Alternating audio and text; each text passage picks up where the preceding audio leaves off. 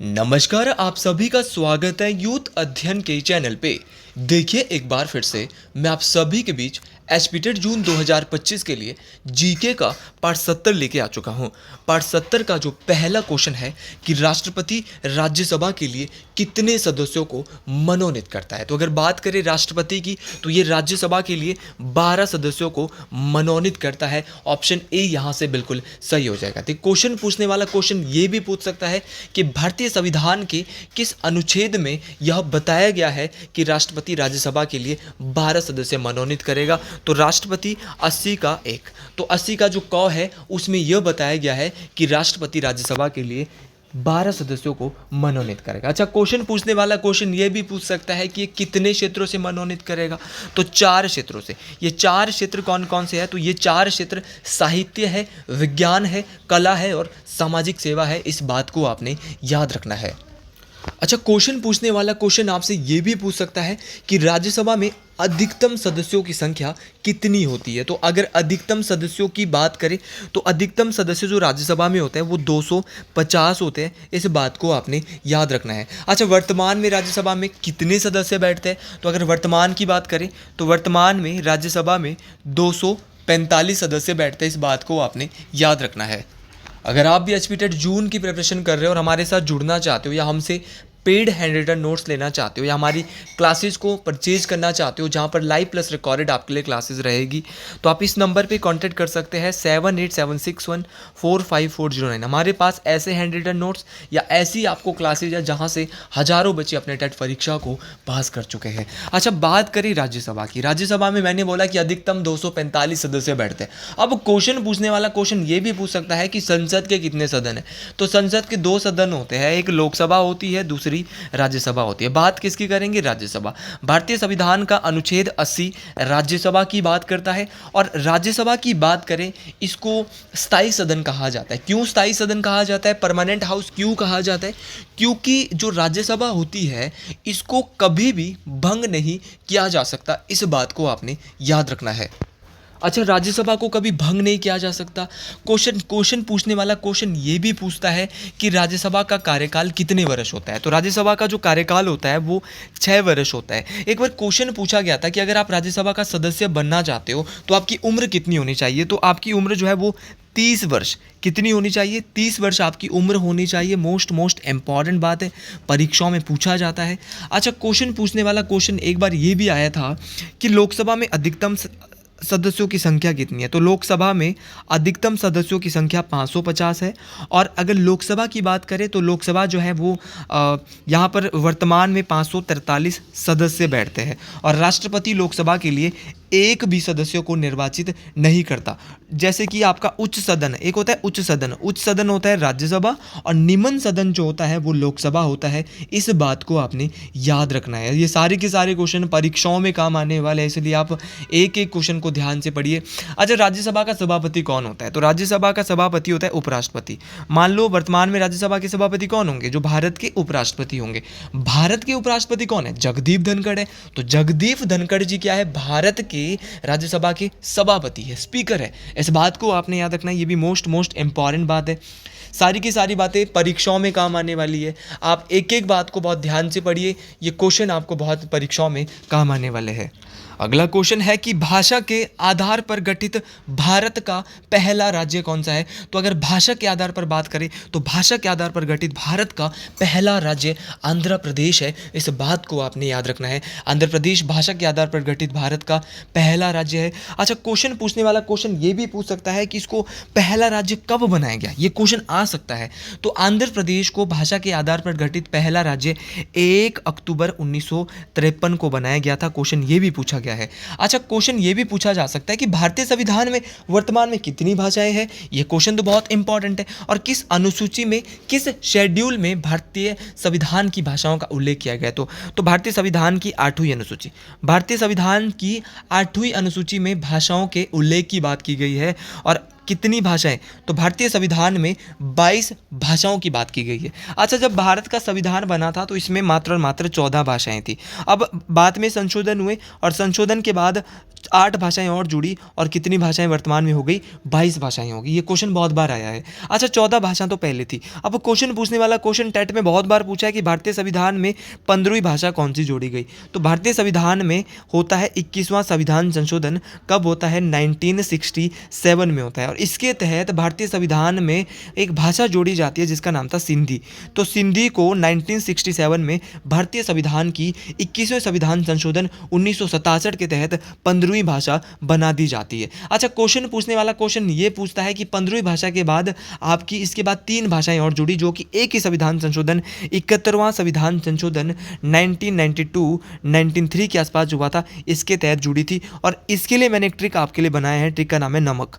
71वां संविधान संशोधन के तहत भारतीय संविधान में कितनी भाषाएं जुड़ी, 3 भाषाएं। न से बोलेंगे नेपाली, म से बोलेंगे मणिपुरी और क से बोलेंगे कोंकणी। 3 भाषा नेपाली, मणिपुरी और कोंकणी भारतीय संविधान में कब जोड़ी गई, तो भैया ध्यान से सुनना है, ये जोड़ी गई 71th कॉन्स्टिट्यूशनल अमेंडमेंट 1991, 92, 93 के तहत। अच्छा, क्वेश्चन पूछा जाता है इसके बाद जो 92वां संविधान संशोधन हुआ इसके तहत भारतीय संविधान में अब 18 भाषा हो चुकी थी, लेकिन 92वां संविधान संशोधन के तहत 4 भाषाएं और भारतीय संविधान में जोड़ी जाती है, जिसके लिए मेरे पास आपके लिए ट्रिक है BDMS। बी से बोलेंगे बोडो, डी से बोलेंगे डोगरी, एम से बोलेंगे मैथिली और संथाली। तो याद रखना, बोडो, डोगरी, मैथिली और संथाली ये 4 भाषाएं 52वां संविधान 92 कॉन्स्टिट्यूशनल अमेंडमेंट 2003 के तहत भारतीय संविधान में जोड़ी गई। तो 15वीं भाषा हमने देखी, 15वीं के बाद हमने 3 भाषाएं और जोड़ी जिसमें हमने नमक टिक लगाया और फिर हमने और एक संशोधन किया जिसको नाम दिया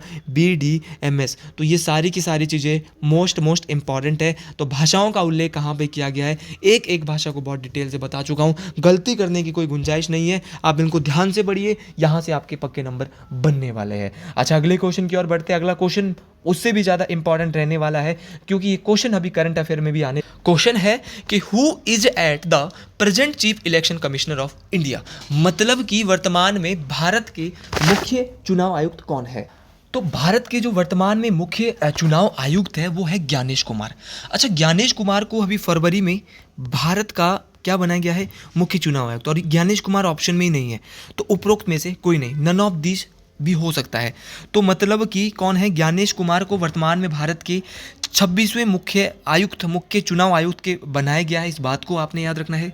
अच्छा जी, क्वेश्चन पूछने वाला क्वेश्चन ये भी पूछ सकता है कि जो भारत का जो मुख्य चुनाव आयुक्त होता है इसका कार्यकाल कितने वर्ष होता है। तो इसका कार्यकाल जो है वो 6 वर्ष या 65 वर्ष, या तो इसको 6 वर्ष के लिए चुना जाएगा या ये 65 वर्ष के बाद इसको अपने आप त्यागपत्र देना पड़ेगा भारत के मुख्य चुनाव आयुक्त को। अच्छा, क्वेश्चन पूछने वाला क्वेश्चन ये भी पूछता है कि भारत के पहले मुख्य चुनाव आयुक्त कौन है। तो भारत के पहले मुख्य चुनाव आयुक्त है सुकुमार सेन। तो सुकुमार सेन क्या है, भारत के पहले मुख्य चुनाव आयुक्त है। अच्छा, जो चुनाव आयुक्त होते हैं इनको शपथ कौन दिलाता है, तो चुनाव आयुक्त को शपथ दिलाते हैं राष्ट्रपति। जो भारत का जो राष्ट्रपति होता है वो चुनाव आयुक्त को शपथ दिलाता है। अच्छा, क्वेश्चन पूछने वाला क्वेश्चन ये भी पूछता है कि अगर आपको भारत के पहले चुनाव आयुक्त पता है और वर्तमान की भी पता है, वर्तमान में ज्ञानेश कुमार है, पहले सुकुमार सेन है, और अगर बात की जाए पहली महिला चुनाव आयुक्त, तो भारत की पहली महिला चुनाव आयुक्त जो है वो VS रमा देवी है। कौन है, VS रमा देवी है। और अगर चुनाव आयोग की बात करें तो चुनाव आयोग के बारे में भारतीय संविधान का अनुच्छेद नंबर 324 से 329 जो है वो बात करता है। इस बात को आपने याद रखना है। आप चुनाव आयोग के बारे में बहुत डिटेल से पढ़िए, आपको यहाँ पर दिक्कत होने वाली नहीं है। अच्छा जी, अगले क्वेश्चन की ओर बात करते हैं। कुछ महत्वपूर्ण यहाँ पर जो क्वेश्चन जैसे पूछे जाते हैं कि चुनाव आयोग के बारे में कहाँ पर बताया गया, तो चुनाव आयोग के बारे की में अगर बात करें तो अनुच्छेद नंबर 324 से 329 के बीच चुनाव आयोग की बात की जाती है। अच्छा, क्वेश्चन पूछने वाला क्वेश्चन ये पूछता है कि वित्त आयोग बोले तो फाइनेंस कमीशन के बारे में किस अनुच्छेद में बात की जाती है। तो भारत का जो फाइनेंस कमीशन है, वित्त आयोग है, इसके बारे में बात भारतीय संविधान का अनुच्छेद नंबर 280 करता है। अच्छा, क्वेश्चन पूछने वाला क्वेश्चन ये भी पूछता है कि यूपीएससी संघ लोक सेवा आयोग के बारे में कौन बात करता है। तो संघ लोक सेवा आयोग के बारे में अनुच्छेद नंबर 315 और यूपीएससी की जो वर्तमान में अध्यक्ष है इनका नाम है प्रीति सुदान। तो प्रीति सुदान संघ लोक सेवा आयोग यूपीएससी की चेयरमैन है। यूनियन पब्लिक सर्विस कमीशन इसका पूर्ण नाम है। अच्छा, क्वेश्चन पूछने वाला क्वेश्चन पूछता है कि भारत के महान्यायवादी के बारे में कौन सा अनुच्छेद बात करता है। तो भारत के जो महान्यायवादी होते हैं इनके बारे में आर्टिकल नंबर 76 भारत का बात करता है। और वर्तमान में जो भारत के महान्यायवादी है वो आर वेंकट रमनी है। इस बात को आपने याद रखना है। सारे के सारे क्वेश्चन इंपॉर्टेंट है। अगर बात की जाए भारत के कैग की, तो कैग के बारे में आर्टिकल नंबर 148 बात करता है। बात की जाए संसद की, संसद हमने थोड़ी देर पहले पढ़ा था, तो भारतीय संविधान का आर्टिकल नंबर 79 संसद के बारे में बात करता है। तो सारे क्वेश्चन इंपॉर्टेंट है, परीक्षाओं में काम आने वाले हैं। अगले क्वेश्चन की ओर बढ़ते हैं। अगला क्वेश्चन बोल रहा है कि प्रसिद्ध पशुपति की मोहर कहाँ से मिली है।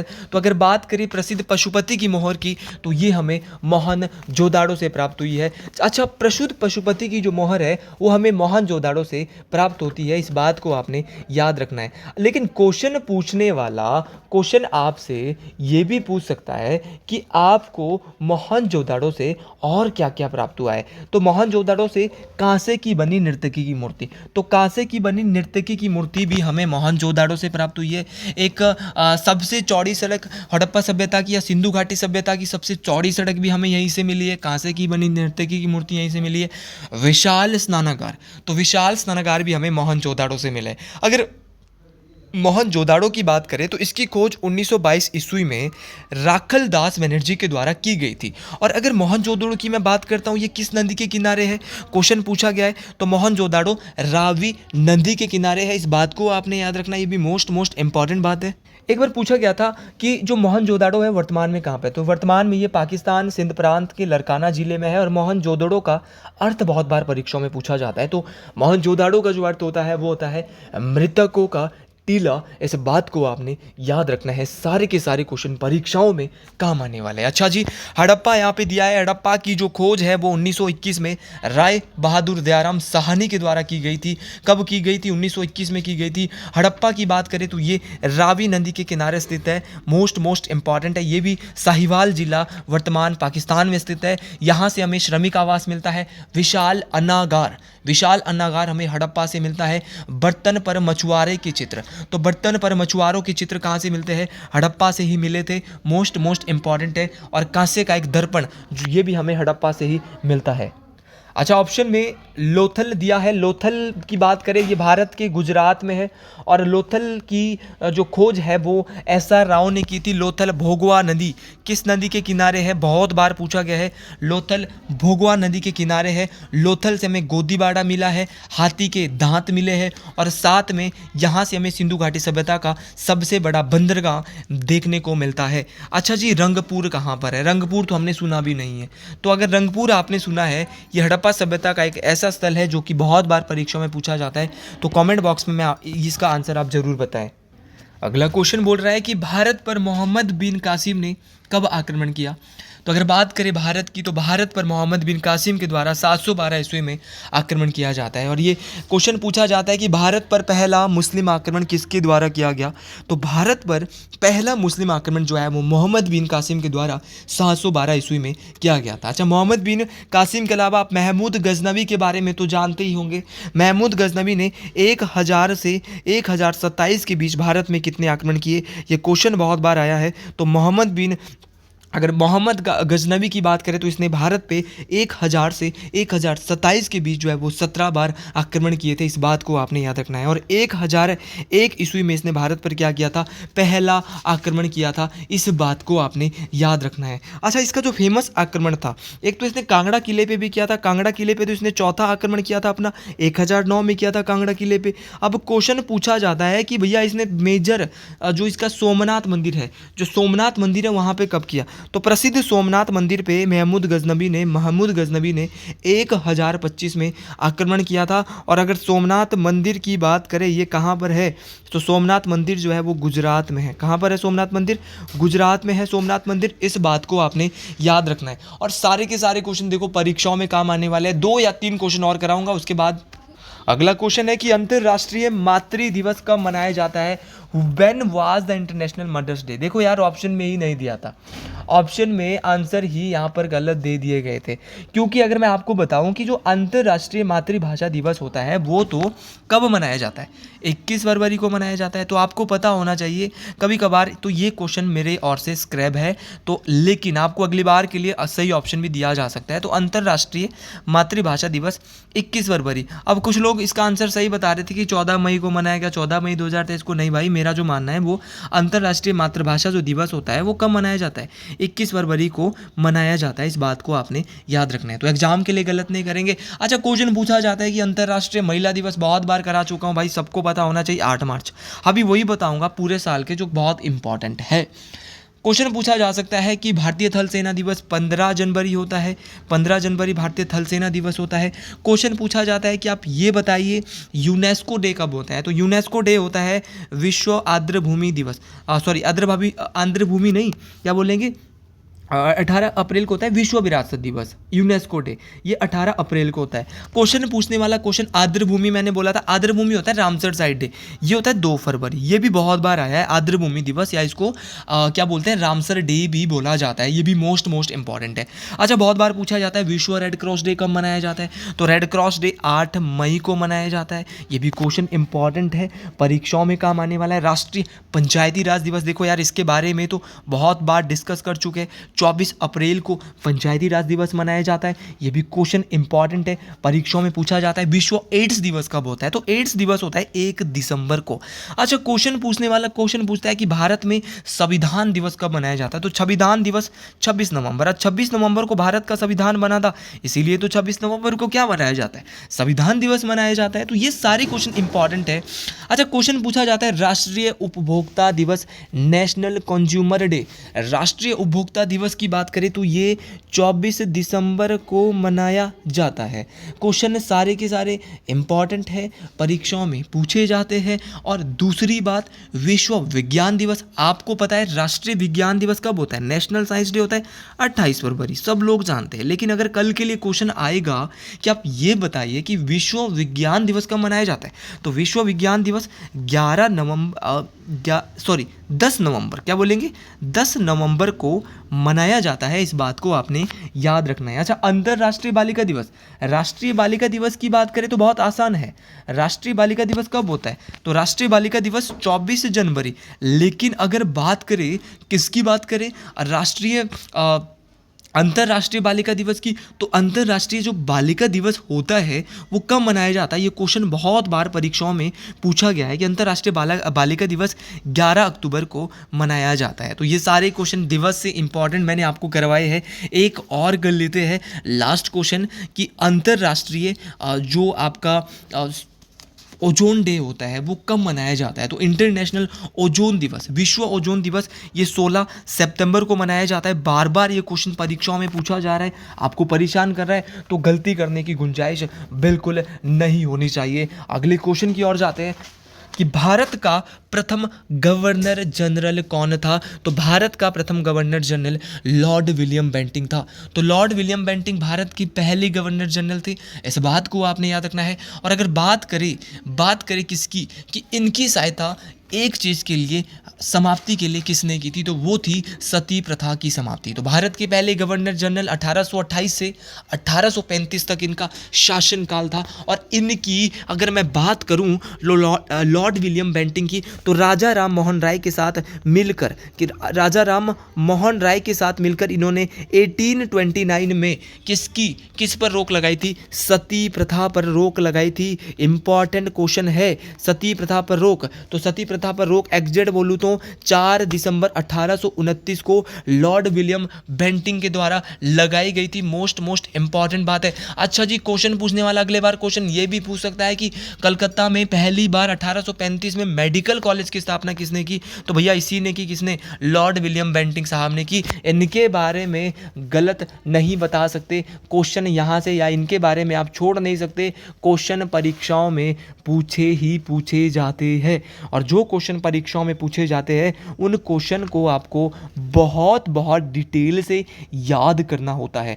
अच्छा जी, अगले क्वेश्चन की ओर चलते हैं। अगले क्वेश्चन के पढ़ने के पहले हम देखेंगे लॉर्ड कैनिंग। लॉर्ड कैनिंग कौन थे? तो लॉर्ड कैनिंग भारत के पहले वायसरॉय थे। तो भारत के पहले governor general Lord William Bentinck. लेकिन लॉर्ड कैनिंग क्या थे? तो ये भारत के पहले, क्या बोले भैया, भारत के पहले वायसरॉय थे। इस बात को आपने याद रखना है। लॉर्ड कैनिंग 1857 की क्रांति के समय क्या थे? भारत के वायसरॉय थे। ये क्वेश्चन आया कि जब 1857 की क्रांति होती है तो भारत के वायसरॉय उस समय लॉर्ड कैनिंग थे। लॉर्ड रिपन की बात करें, इनको स्थानीय स्वशासन का पिता, 1857 की क्रांति के समय लॉर्ड कैनिंग थे, लेकिन भारत में father of local self government, स्थानीय स्वशासन का पिता किसे कहा जाता है? तो ये लॉर्ड रिपन साहब को कहा जाता है। और लॉर्ड रिपन के समय ही 1882 में सबसे पहले नियमित जनगणना, नियमित दशकीय जनगणना जो कि हर 10 साल बाद होती है, वो भी लॉर्ड रिपन साहब के द्वारा ही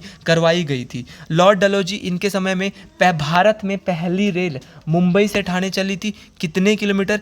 34 किलोमीटर चली थी। इस बात को आपने याद रखना है। कहाँ से कहाँ तक? मुंबई से ठाणे चली थी। दूसरी रेल भी इन्हीं के शासनकाल के दौरान चली थी। इनके द्वारा एक नीति भारत में लाई गई थी, एक पॉलिसी लाई गई थी जिसको बोलते हैं डॉक्ट्रिन ऑफ लैप्स, हड़प की नीति। तो हड़प की नीति भारत में किस वायसरॉय ने लाई थी? तो ये लाई थी लॉर्ड डलहौजी ने। तो चारों ऑप्शन थोड़े थोड़े यहाँ पे देख लिए, और इनको भारतीय रेलवे का पितामह भी कहा जाता है। तो आज के लिए इतना ही। अगर आपको मेरी वीडियो पसंद आई है तो कॉमेंट बॉक्स में जरूर लिखिएगा। हर हर महादेव, जय हिंद, जय हिमाचल प्रदेश।